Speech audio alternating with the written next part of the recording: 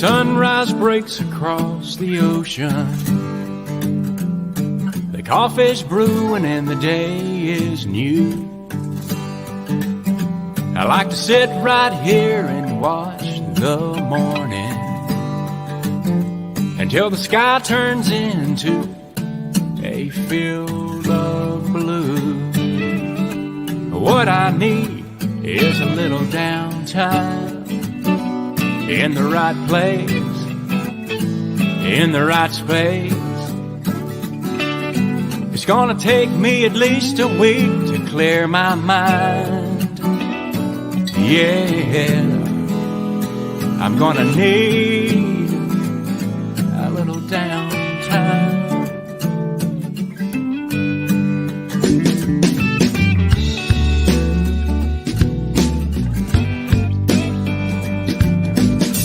It's a perfect beach day, what don't you think? It's a perfect house day too. And just glad to be here. Yeah, it's warmer than Nashville.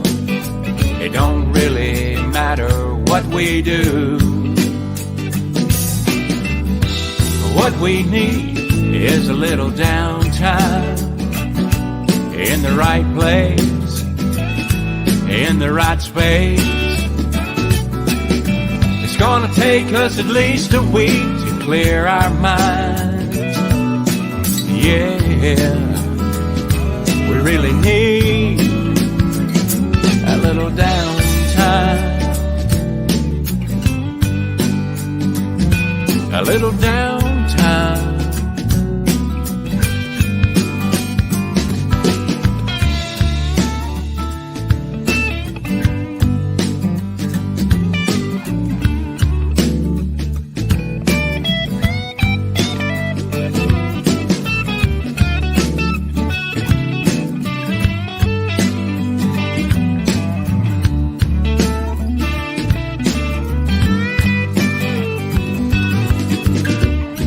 Off that cell phone, baby.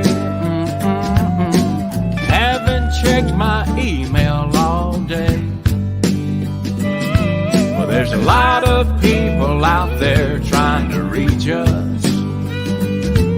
For now, I think I like it that way. What we need is a little downtime in the right place, in the right space. It's gonna take us at least a week to clear our minds. Yeah, we really need a little downtime. Hey folks, it is I, Jason Hyatt, with Roundtable Ranch on the CTW TV network. And we are live. This show is not pre-recorded. I am here. I'm actually in front of you, in front of my TV live, or in front of your TV live. If you're streaming it through your phone to your big screen, because you can do that. If you have a Samsung TV or Amazon Fire, and you go through your Google and you click that little share to your TV button, it's really cool. And I'd be huge. Then again, I do have a face just for radio, so we shall continue. Today, we're going to talk a little bit about VA, Veterans Affairs Administration, because I am in a situation with them that I hope none of you guys are. Back in July, they sent me a letter saying, hey, we need to verify your dependents. I was on vacation in July, so I didn't get it till I got home in August. I filled it out. I put it in its prepaid envelope, threw it in the mailbox, put the little flaggy up, and away it went. And in September, they sent me another one. I filled it out, put it in a little prepaid envelope, threw it in the mailbox, put the little flaggy up, and away it went. But seeing as I got the letter twice, I went to the Macon Outreach Clinic talked to the VBOC, and updated everything online. Had her do it. Well, yesterday I got a letter in the mail telling me that I did not update my dependents and they've removed them all. And that for me to get it back within the next, I have 90 days to get it all back by submitting all this information that they already have to get them back on there. And I'm sitting there going, why did I jump through all these hoops if all I had to do was call you when it was due and give you all this information? Well, I did that today. And I called them. I gave them the Social Security numbers that they needed and answered all their questions and verified that my kids are my kids and my spouse is my spouse and my ex is my ex and all these things that they wanted to know. And I said, you're good to go. And then I got a phone call about 3 hours ago telling me that I'm not good to go, that now I have to do one more thing, is now they have to verify that I am who I am by sending them a copy of my ID identification and my birth certificate and my DD-214 and all this other stuff because I did it over the phone. The Veterans Administration has to be the biggest joke ever perpetrated upon veterans. The biggest waste of time, energy, and money, who seems their only goal in life is to get us to die faster. I'm sorry. At this point, I am just so tired of the VA. I've had neck surgeries and brain surgeries and elbow surgeries and kidney stone surgeries and foot surgeries and I'm still trying to get the VA to catch up with anything. It took them 7 years to say, oh crap, you did have a surgery on your brain for a traumatic brain injury. I guess we'll award you that now. It took them 7 years. And they're the ones that made sure it happened. So I'm just tired of them. Tired of the VA. I wish it would get fixed. Some of the doctors are trying really hard, and some of the doctors are really not doing much. And it's just the administration inside the VA is more than just it's less than lackluster.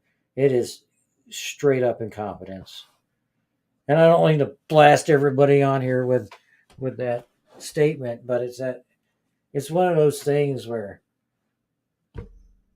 law enforcement and first responders really don't have to deal with this. We are guaranteed when we join the military, if we get messed up in the military, health care and benefits to take care of the things that we were screwed over on or we got messed up with while we were active duty. It's in a contract. It's a contract with veterans. Vietnam vets, and before Vietnam, they got screwed so badly that they fought really hard for my generation to get what we needed. And now people that have never served in the military are running the VA. So they don't quite seem to understand our plight and what we're going through and how to help us and what we need, while still trying to tell us, oh, we've got you covered. No, they don't. The VA has just gotten to the point where they don't care about us anymore. And I'm not saying all of them don't care. I'm just saying a lot of them don't care, because a lot of the people that work for the VA care too much, so much so that they're willing to lose their jobs at the VA to help veterans. It's their bosses that don't care anymore. It's their bosses that just think it's a paycheck. It's their bosses that say, oh, well, if that guy would just die faster, we wouldn't have to pay him anymore. And it's a really bad place to be thinking that the Veterans Affairs Administration or the U.S. government would rather you just die than take care of you.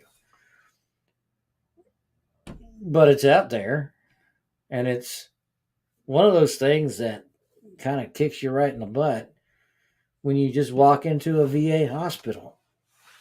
You can tell who cares and you can tell who doesn't. And every single one of them should care because that is a job they have to do. And then they shouldn't work for the VA if they don't like veterans, if they don't like the U.S. military, or if they're America hating idiots. For them, it's just a paycheck. And for them, it's can we kill them faster? And that's just my interpretation of the things I'm saying and the things that I've experienced and my absolute disdain for a lot of the VA right now. Like I said, it shouldn't have taken 7 years for me fighting for my TBI rating after the VA is the one that ordered the MRI that found out my brain was swollen. I mean, it should be all there, but it wasn't. It was still hard to do. So I'm getting a hole drilled in my head. Greatest thing and worst thing that I ever did, all in the same time, because it hurts. It still hurts. We got a huge storm coming in, and I can generally tell you about 12 hours before a huge storm hits, because that's when the pressure starts changing in the air and my ears start ringing and my head starts feeling heavy and it's just funky. So we do have that coming in, and it kind of sucks. My eyes are a little tired. But we were putting up insulation all day today, me and my dad, in our shop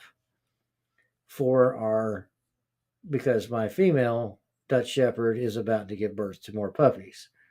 Now, I mentioned this in previous shows, but now that we have a little more, people listening and a little more people paying attention to what we're doing, I'm going to put it out there again in just 1 second.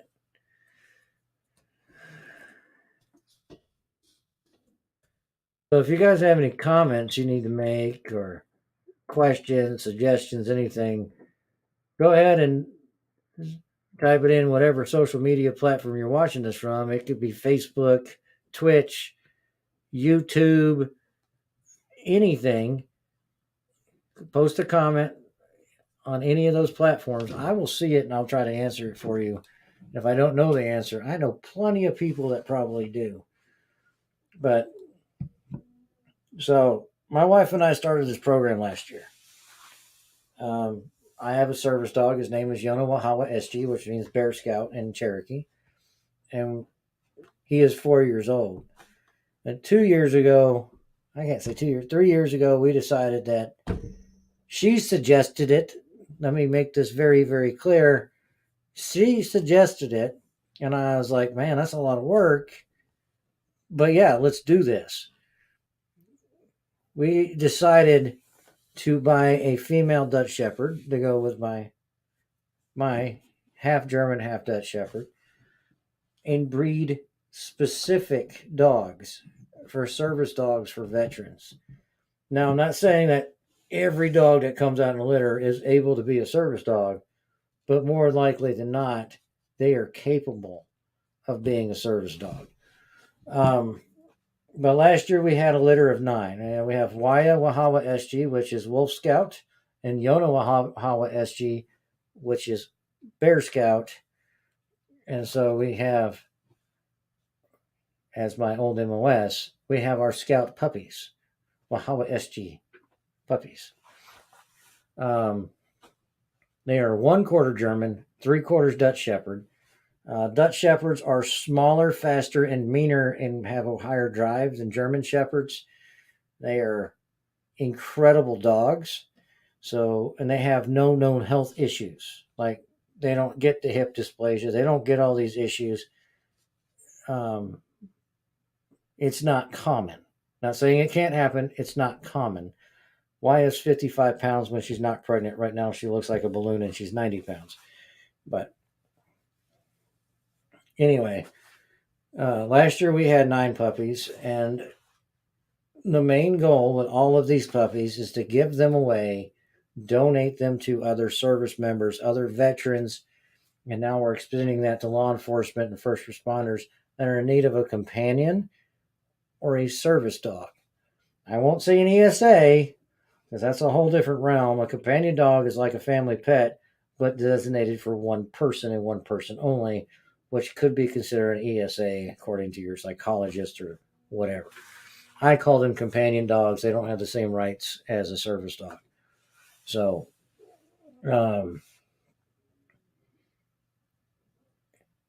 last year we did 9 puppies.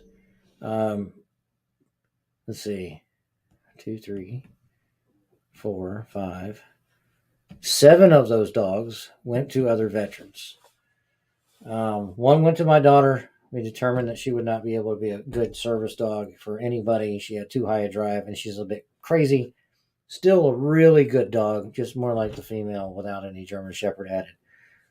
One went to my sister because she is alone more often and she needed a dog, but my sister paid us for that dog. My sister and her husband paid us for that dog. And he has just been allowed to become a personal or protection asset dog in Ashburn, Virginia, right outside of DC.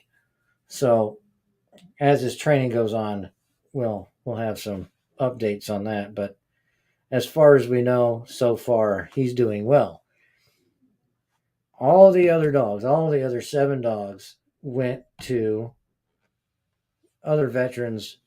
We have one of our puppies is in California, one of them is in Washington State. We have one in Ohio. Let's see. Esquina's California. Gypsy is Washington State. Emery/Wyona is in Ohio. Sabina's here in Warner Robins.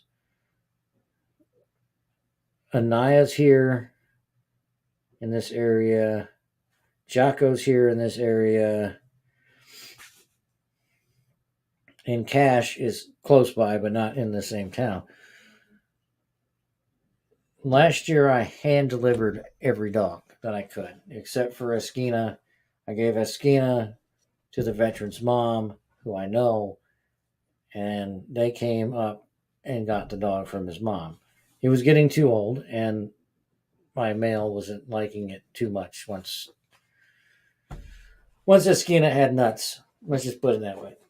So that situation had to be resolved. Now, every veteran, every law enforcement officer, every first responder is eligible to get a dog from us. We do ask that you know the entire history and you know what it takes and what the requirements are going to be for you to receive that dog from us. This year, it's going to be harder for me to hand deliver all these dogs because of fuel prices. And I pay for everything out of my pocket. So that's why this year we're only giving away half the litter and we're selling half the litter. I would prefer selling the dogs that I have to other people that need them but can afford to actually pay for the dog, because we all know a trained dog is uber expensive, super expensive. So we try to relieve some of that burden by providing the dog. I do all the training, all the basic training, sit, stay, lay down, teach them how to approach their food, everything potty train before they leave my home. But the rest of the training is on the handler and a trainer they can get in their area. Because I don't know personally what that veteran's going to need. My dogs train each other. So when Yona starts getting too old, starts slowing down, I will have one of his puppies and he will actually help me train that other puppy. It's strange, but that's how it's going to work. And that's how Yona learned from my first dog, Liberty. And now Yona's going to pass that on to another dog, which he was starting to do to Esquina, even though he didn't like him. It's the way they work, and they do really, really well. But if you are interested in this program, have any questions about this program, gunsvetsurvival@gmail.com, and we'll be able to talk about it. No dogs leave my house before they're 8 weeks old, period. My dogs don't even touch grass until they're 6 weeks old and have their first shots. it's the way we take. That's how we keep them healthy. No parvo, no worms, and we do the best we can with all of the things. I mean, we're working all day in fiberglass in a hot shop trying to get everything get everything insulated so the air conditioner can keep the place cool, and so the heaters can keep them warm at night if I need to run a heater.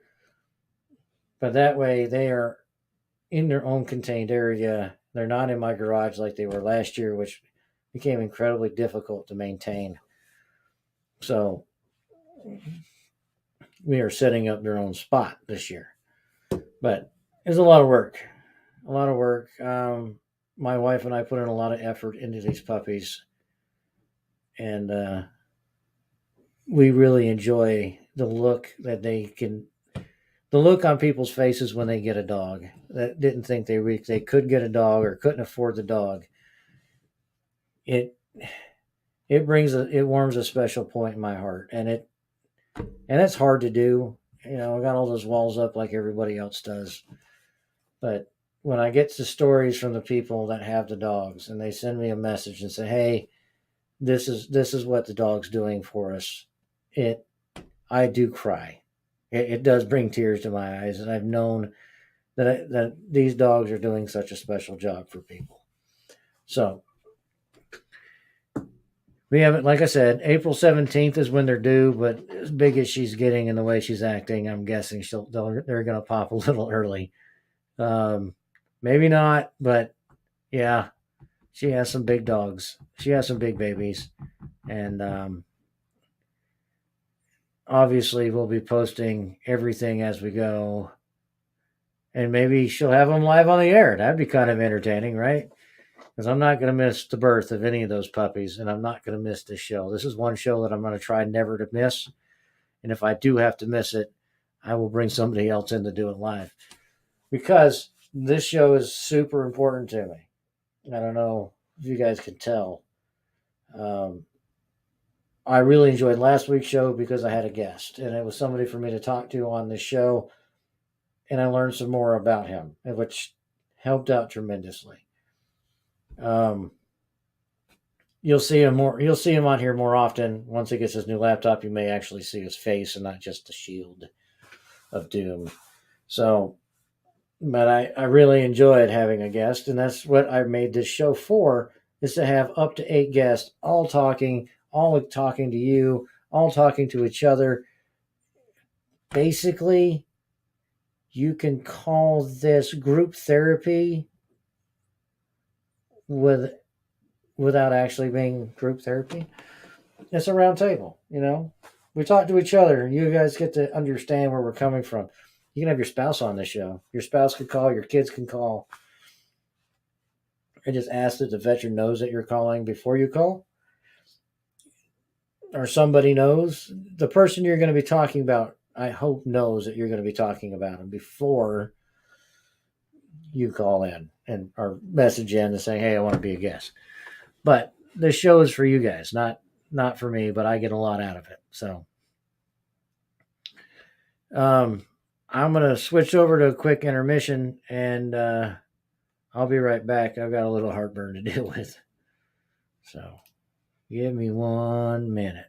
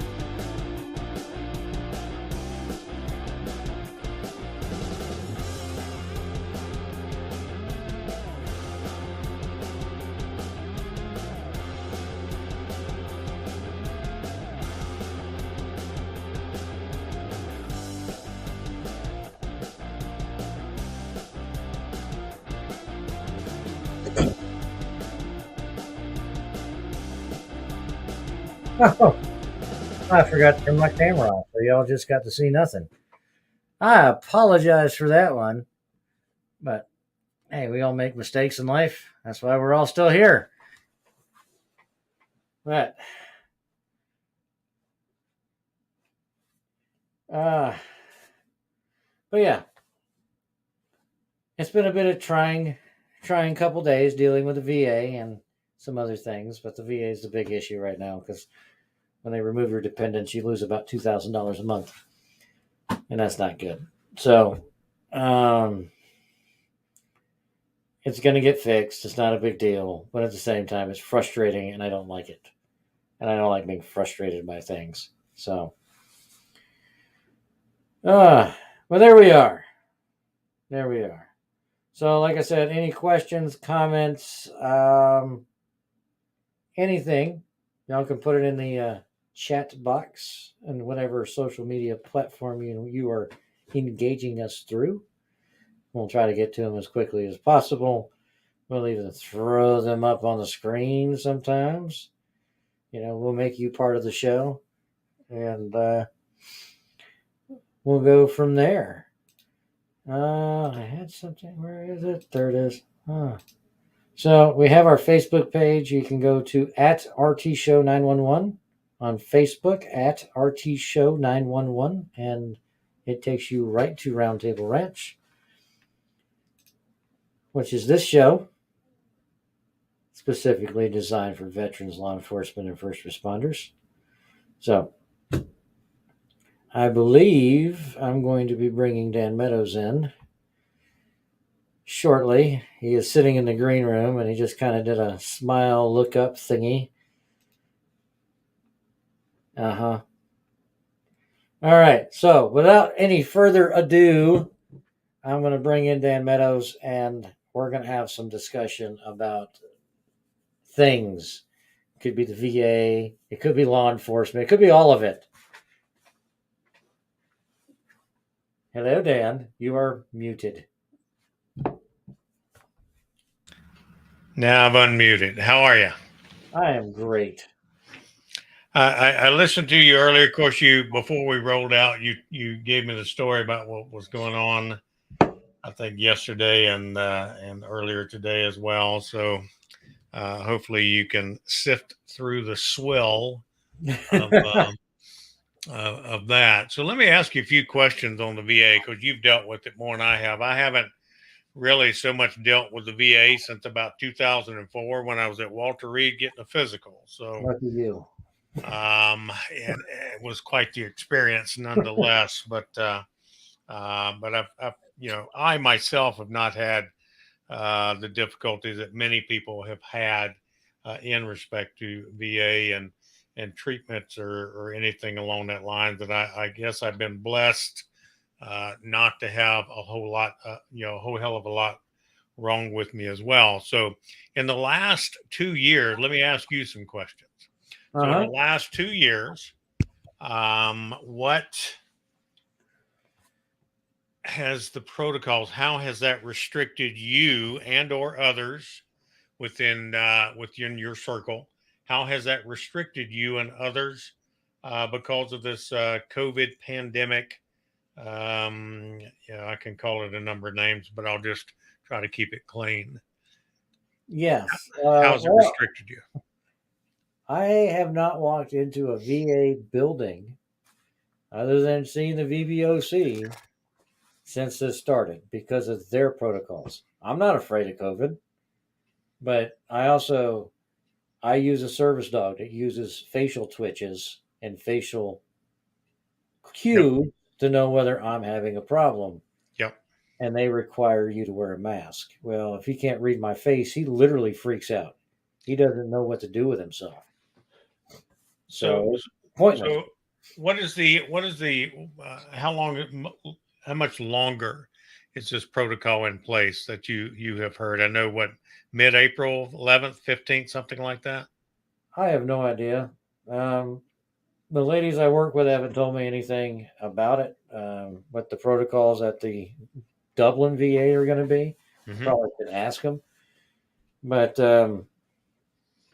once that changes, then I can go get my neck and my elbow evaluated for ratings. Yeah. So that's I don't like it. It's all become really stupid. So I know you've had a service dog for a number of years. In fact, I played.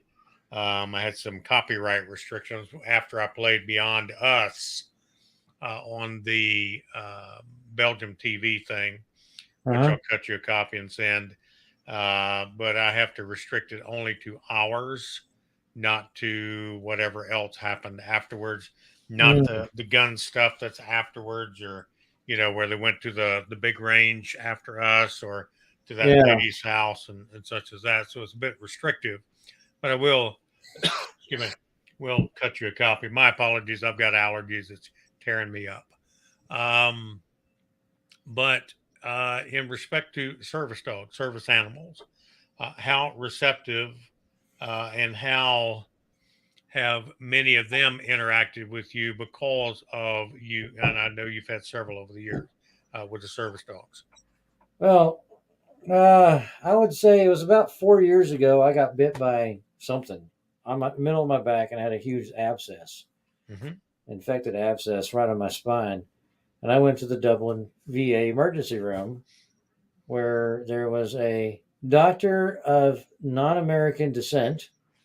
Yep. So I couldn't identify what it was, but just so non-American Yep. descent. And he straight refused to come into the room to examine me because of my dog.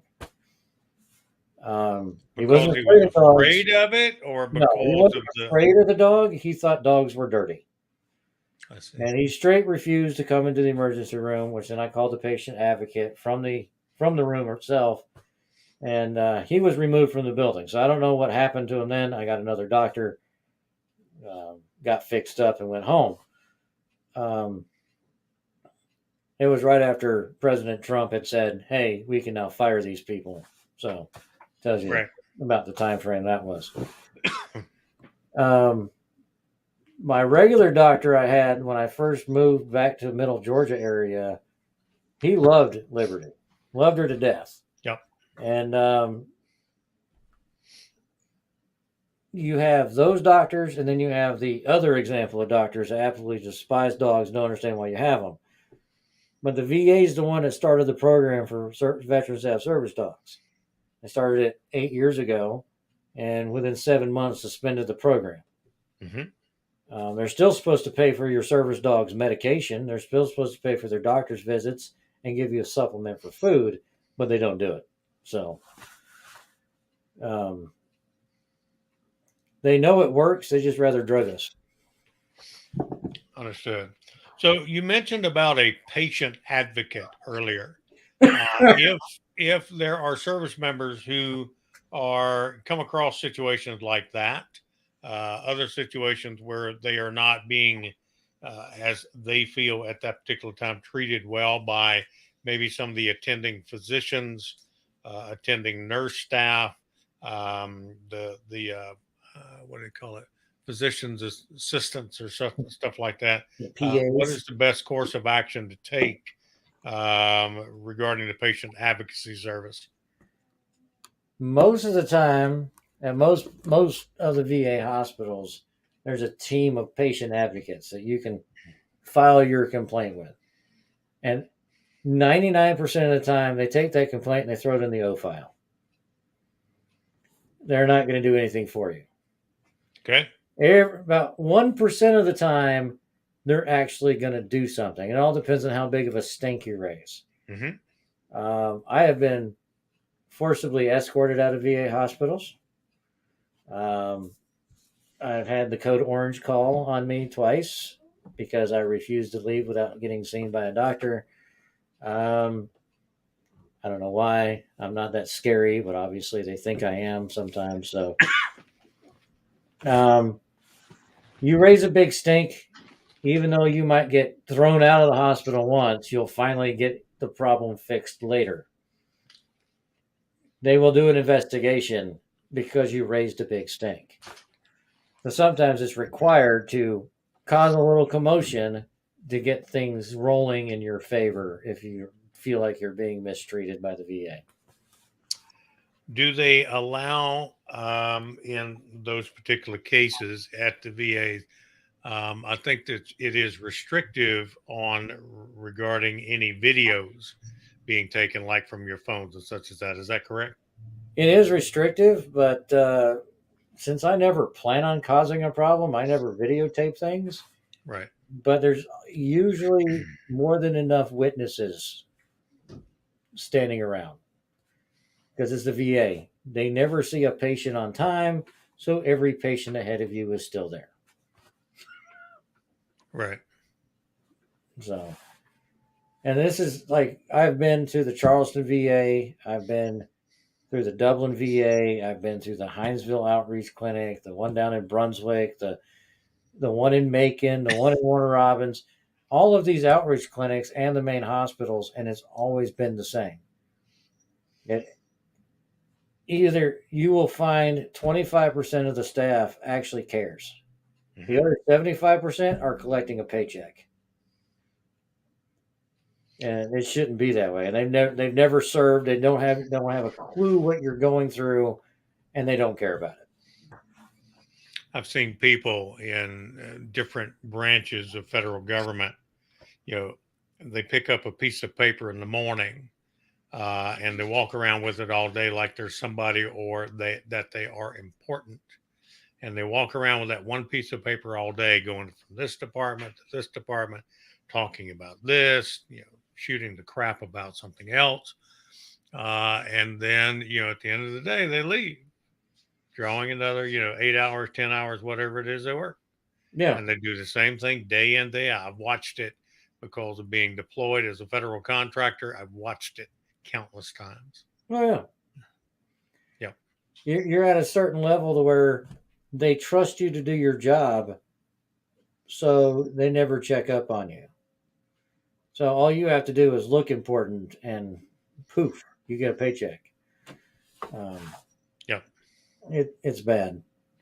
I mean, I can't say everybody at the VA is bad, because I do know a couple people that have their jobs on the line, trying to help veterans when the VA is saying they're using their VA job as a way to make money outside of the VA, when they're not. They're not collecting a paycheck from the other things they do. But they're still investigating them, saying, "Oh, you're in violation of your contract because you're helping these veterans." No, they're just providing a service that the VA doesn't to help veterans. In what year did you start going to the VA? How long? 2013. 2013. I went to the VA directly after my retirement. Mm-hmm.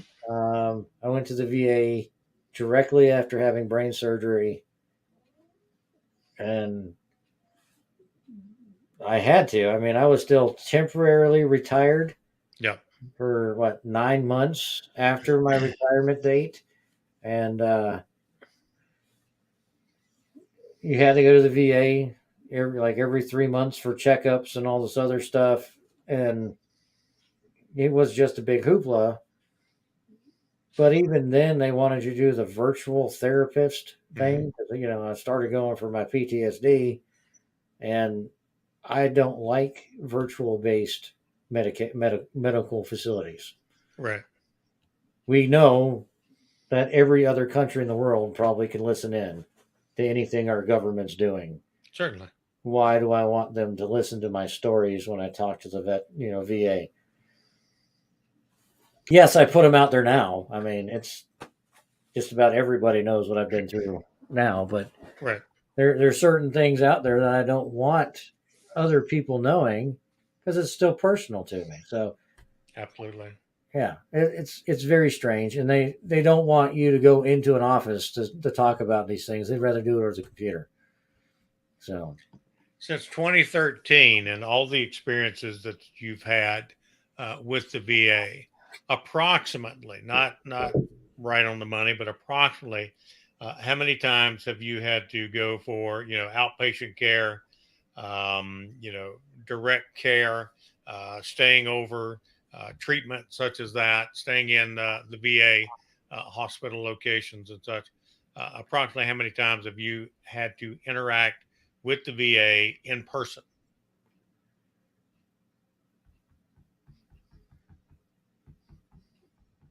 At least 100 times Okay. since 2013. So, Um, in go ahead. I'm sorry. and it's because I refuse to do certain things online. I don't like I said, I don't like telemedicine at all. And Yeah. with COVID, everybody wants to do telemedicine. But if I have a problem, I would like to go to the hospital and talk to my doctor, not talk to somebody that's under my doctor, not talk to somebody that works with my doctor or who's sleeping with my doctor. I don't care. I want to go talk to my doctor who should have my medical file in front of him so he can see everything that's going on. Right. Whereas it's gotten like for my TBI, I go to Fort Gordon, the TBI clinic on Fort Gordon in Augusta, because the VA doesn't have a TBI specialty clinic anywhere in Georgia. Right. So TRICARE pays for that part. Since I'm retired, I still got TRICARE, but it took 6 years to even get into that clinic because the doctors at the VA didn't put the right stuff in the medical records. So it took a while.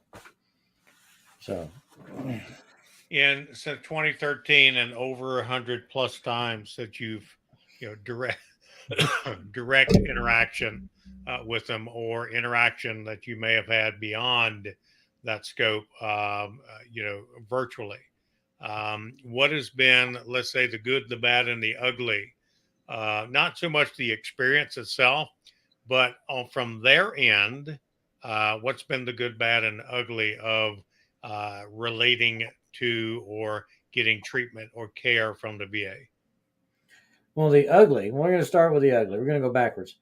The Oh, ugly is physicians' assistants that do not read your medical records before prescribing medication. gotcha. I had mine at the Macon VOC or Macon Outreach Clinic decide to put me on a medication. It says right in my medical records, do not prescribe, causes psychotic break.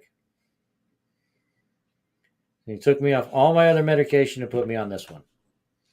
Did you know that at that time that they prescribed it, I did or, not. or later?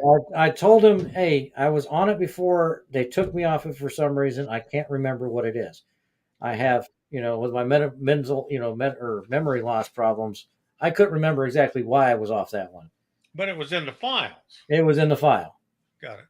So about a month later of being on it, Michelle was ready to throw me out of the house. I was screaming at everybody, and I didn't know it, and I didn't know why it was happening. Got it. So we took me off that medication, and things went back to normal. So that is the ugly. They do not look at your files when you talk to them. Scary thought. So I won't go with it by myself. Michelle goes with me now because of that. She knows everything that's supposed to be go on, and I don't remember half of it. Understood. The bad. The bad is everything you say to a VA doctor, they can use in a disability update later on. Okay. So if you are feeling better about one thing that you're rated for, and you tell your doctor, hey, in the last few months, that hasn't been much of a problem, they can use that when they're reviewing your medical disabilities later on. Right. He said he was doing better. We don't have to rate him for that anymore. The good. I have found the social work, 90% of the social workers, not the psychologists and the psychiatrists that work for the VA, actually care. Their bosses don't. And those are the psychologists and psychiatrists that receive a paycheck. But the social workers that don't get paid a ton of money actually care. Most of them are veterans, and they really, really, really want to help. That is the good part of the VA.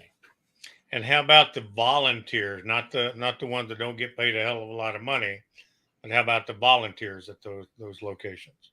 Most of the volunteers are awesome. at the VA, or like the Dublin VA, they've had a rash of people saying stuff about people with service dogs coming in, and it's always the volunteers that go to their aid. Mm-hmm. So they're always super friendly, they're always super nice, and they're always doing the right thing. I Right. can't say anything bad about a single volunteer at the VA here.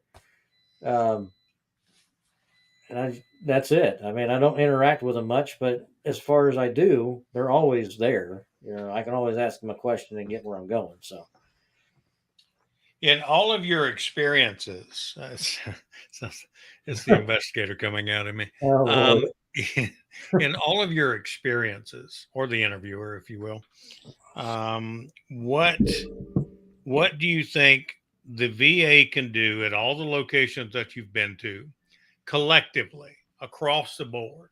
What do you think they could do that would make it better service for the military service members when they come in? What could they do to make y'all's experience, our experience, however you want to look at it, more conducive to being productive, about helping you, being more forthcoming, more understanding, and such as that? What do you think would be across the board, something that you could share with others to say, look, if you did this, it'd be so much better of an experience? I think, well, it's more than just a simple answer on that one, though. I'm not All waiting right. for simples. So the VA gives their head honchos a bonus for coming in under budget. Well, yep. So if they got rid of that program where people didn't look at the budget and Mm-hmm. how much money they're spending on veterans and trying to line their pockets with it, that would probably be a huge benefit. Then allow or actually pay attention to what veterans are saying about the service they're getting. Mm-hmm. So who cares about the budget? I mean, yeah, there's a budget for the VA, but if the hospital comes in under budget, there's a problem. It means they're not helping people that need the help. Okay. So they need to get rid of that stupid little thing they got going on there. And then if they actually took the comment cards or the online surveys we take with a grain of salt and looked into our problems that we're having with our hospital and solved them. We're not asking them to do much. Go in there and talk to the one doctor that's got all the complaints and say, hey, what's your problem? Or, hey, you're fired. That's all we ask. Fix the problems that we have. We don't need $20 billion medical facilities like the one they built in Orlando and wasted all the money they could have used on helping veterans. We just need a clean hospital with competent doctors and us not to feel like their only job is to make us die faster. Right.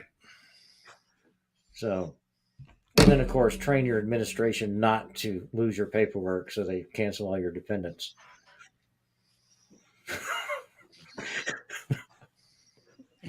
I've seen some over the years that that to warrant anyone having a job or a role or a responsibility, your paper goes from this stack to this desk to someone else's desk, back to this desk, because they need that 3 signature rule.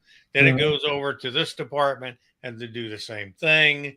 And by the time anything gets done, I mean, it's years later. I mean, I got a thing that I overpaid the IRS back in 2019. Very surprisingly, I received a check the other day from 2019. Oh, with interest, mind you.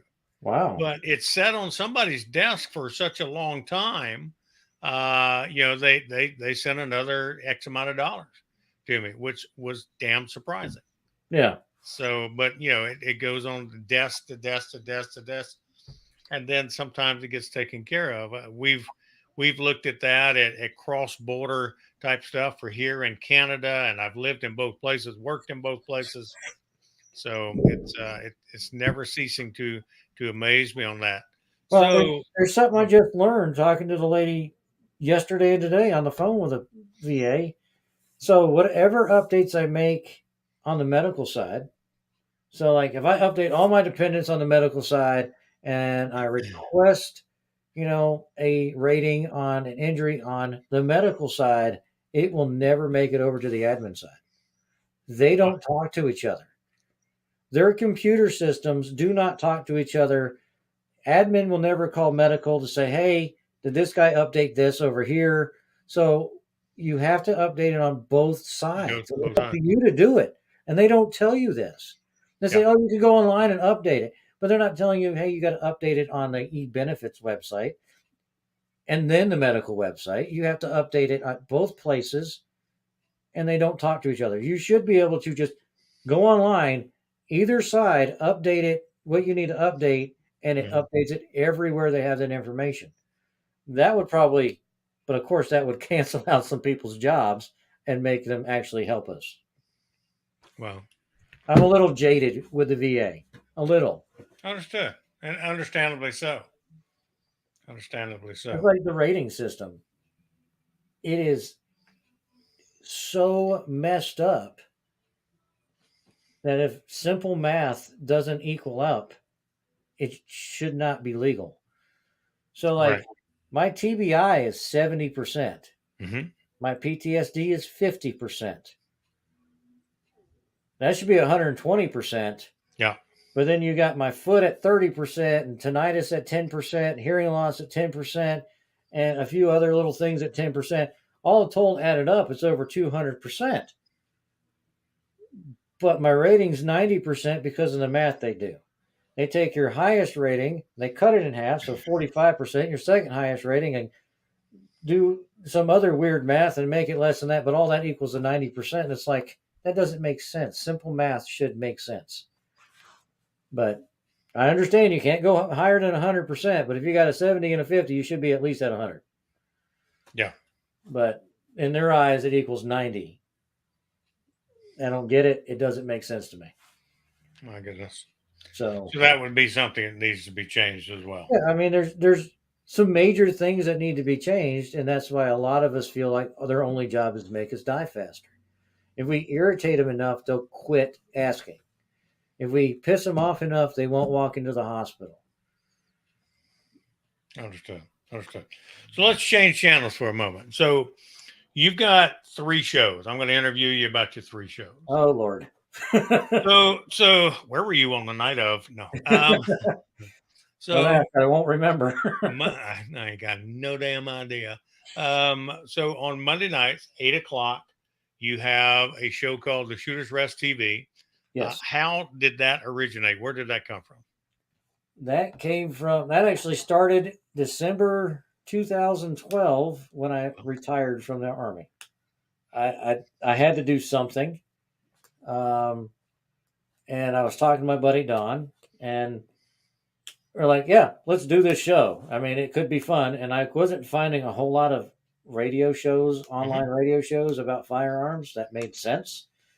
Eventually found yours. I mean, but there wasn't a lot of them. Now there's a ton of them, but back then there was not a lot. And we started doing the radio show, and it was a lot of fun. We had a lot of listeners. We had a lot of good times. We had some weird things that happened, but that always does. Yep. And then we got in trouble with Blog Talk and got canceled for a bit. And then we started back up on Spreaker. And that went okay, but there's some issues with virtual cables and some other stuff. And then you started yours. So I was like, hey, let's bring this back online. Excellent. And so those were radio shows before, right? Yes. So one question I've never asked. Oh, Lord. How did you and Don meet? We met. It was a Facebook page. I think it was through Court Farrow and his cowboy action shooting. Yeah. And his instructor's page is when he and I started talking, and then obviously became friends on Facebook, and then started doing the show. And then when I was working at the gun shop in Jessup, he came up with his apprentice and bought some guns, and then we went out to the GTAC gun thing with Gary and Jack and all them. Yep. And when my divorce started, the first place I went was his house. Of course. Like my dad's birthday, I didn't even show up for my dad's birthday. My ex said, "Hey, I want a divorce." I said, "Fine." Got in the car and drove to Don's house. Wow. So I spent a week down there. Interesting story, even though it opens up maybe a little bit. But yeah, I wondered how y'all met. So you had the Shooters Rest radio show. Mm-hmm. When you came over here, it went to the Shooters Rest TV show. Which I So it's still a have a hard time spitting out. podcast. And then now on Tuesday nights you do another show called Backyard Prepaversity. How'd you come up with that kind of name? That it kind of started with looking at, well, I want to teach, but I want to learn at the same time, and that's what you do at a university. I mean, professors don't know everything. Oh yeah. Contrary to popular belief, professors learn from students just as much as the students learn from professors. Unless they got a doctorate or, they're all knowing, they learn every day too. So that was kind of the concept. It's university, but we're prepping. So it's a prepaversity. And it all happens in my backyard. So why not? Absolutely. And Roundtable Ranch, how did you come up with that? This show, I want to say, is a spinoff of that one we did for the Belgian TV show. I had such a good time, and it was so informative for everybody that was there. You just sit there and talk in an open platform that I really wanted to bring that back. Like, there was no judgments. There was no topics off limits. It was nobody had to raise their hand and say, "Oh, I want to speak." We were all having a big conversation about our experiences, and that's I kind of wanted, like I said, I wanted that here. And that went over generations. I mean, we had one guy in World War II, and then a number of them from Vietnam that was there, and then Oh the yeah, different Gulf Wars and events that took place, Cold War events and such. And so, I mean, it was a good gathering of people, and that reality TV show showed a lot about it. And it went on, and they're still doing their reality TV series and such. But we tried maintaining that range therapy group and a hunting therapy group, and I guess people were just too damn busy. yeah, Or too you know I will say too much introverted within themselves. They didn't want, you know that was a great sharing experience. It really was. But you have a lot of them, and you've experienced it. That I need to keep this intact inside. I just, something I just don't want to share with others. yeah. And There's, so, I mean, go I ahead. think for some of those guys, as much as we want them to, share again, what we didn't tell them is the first time you're talking about stuff, it hurts more. It Yeah, gets better over time, and yeah, I don't think that. I think that reality kicked a lot of them, and I'd love to do it again, another one. yeah. And I think with our areas that we have, so like you're up in North Carolina, I'm down here in Georgia. There's a ton of veterans here in Georgia, in my area, being right outside an air base, but they're Air Force, and a lot of the Air Force don't want to talk. What would be great is now that the COVID protocols have been withdrawn or removed or whatever, is to hook up with some of the let's say some of the gun shows and everything, Mm-hmm. and do remotes there, and then looking for veterans, put up signage, whatever, veterans or law enforcement, fire services, whoever, come over and talk with us, talk with us on the radio, and we shoot actual film footage of it, and then share that out, over a period of several episodes of Roundtable Ranch, or you know one of the Oh other yeah. programs as well. Well, that was something I was looking at doing with the Shooter's Rest, is going to the shooting events. I never did think about going to all these other events and getting people's stories, as I was just at Shamrock Fest for the CVMA. I probably could have started that then. Yeah. So now you got to hook another trailer onto the back of your bike and put all your audio video stuff in there so you can go live. well, luckily I have my camper. Unfortunately, at Shamrock Fest, I had literally 0 bars of surface.